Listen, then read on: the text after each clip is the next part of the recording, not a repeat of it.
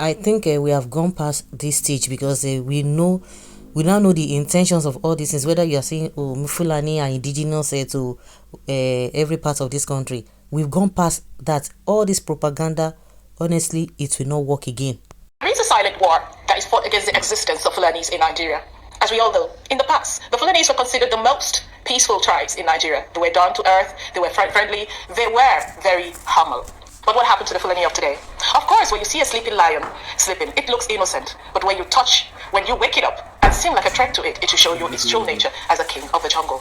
The Fulanis today have been looked down on every aspect of life, seen commonly as what you call Fulanis. Fulanis, they behave like animal. Fulanis, those ones, they don't have any good life to live. There is no human that's created on this earth that does not have his right to existence, his right to his culture, and his right to live his life however he wants. Now we have so much stereotyped the Fulanis for a very long time, and today it backfires back, and we are all crying, woof.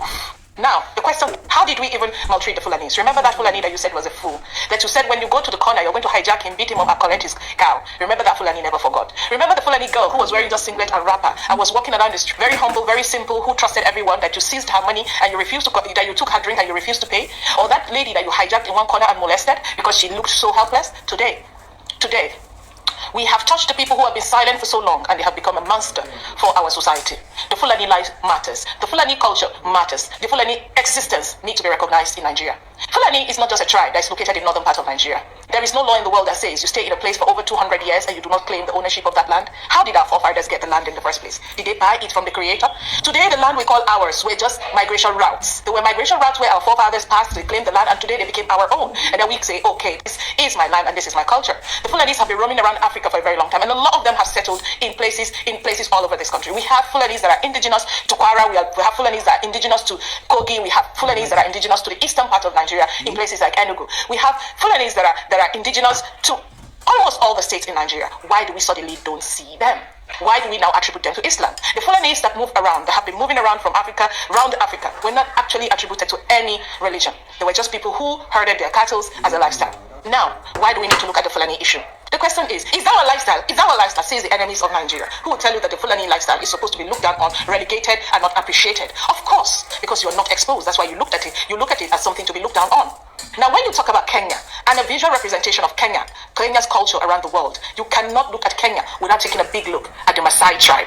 What the Maasai tribe represents nomadic herders. Of course, they're not Fulani, but they are somehow related, and they are not even Muslims. We need to accept the existence of the Fulani because they're not just a group of people we can trash out. They're humans and they deserve to live their lives the way they want. Fulani life matters. Madam, this your propaganda, it no go work. Fulani are indigenous to every part of the state. He says some part of the country and all of that. So also we have other tribes in all parts of in all the states in the country. And I've never heard you guys talk about that Yorubas have been giving you problems. I've never heard that the Igbos have been giving you problem. I've never heard that all tribes, other minority tribes, and also all of those people, they are in your place. They are all over everywhere in Nigeria. We have the Yorubas in the southeast. We have them in south, even in the north, or even all the people from Kogi or wherever they come from. They are in every part of the country. So you are telling us that they are indigenous and they are part. So just like I can never forget that statement made by the governor of Bauchi State that all the Fulanis all over the world, everywhere they are, that in as much as they come to Nigeria, that automatically they become Nigerian citizens and Nigerian government must provide for them. All this is that Gumi is doing. Have you ever heard about heard or seen anybody from the north going against it? Because that is the original thing. That's the way they really want it, but most of them cannot come. Is that one that has that boldness? If you are saying that all of a sudden, then what now changed? They are being marginalized. They are peaceful. Other people are not peaceful. Because you have never complained. Because if people even talk about Igbo, you have never complained that they are giving you stress. Or you always say, oh, they want to take your this.